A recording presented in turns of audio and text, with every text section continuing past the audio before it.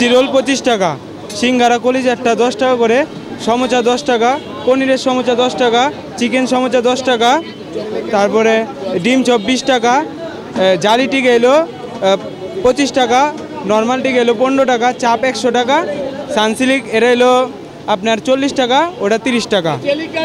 তারপর আলুর চপ 5 টাকা, বেগুনি 5 টাকা, পেঁয়াজু 5 টাকা, জিলাপি 200 টাকা, বুরিন্দা 200 টাকা কেজি। গত বছরের থেকে এই বছর দামটা কি কিছুটা বেড়েছে কিনা বা কমেছে কিনা? একই, আগের বছরের প্রায় একই দাম। তেমন কতটুকু স্বাস্থ্যসম্মতভাবে তৈরি করেন মূলত আপনারা?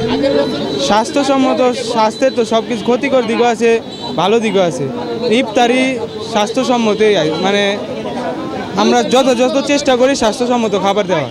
এই জিঞ্জিরাবাসী সারা কেমন পাচ্ছেন মূলত? ভালোই পাচ্ছি, এই 4 রোজায় মোটামুটি ভালোই পাচ্ছি সারা।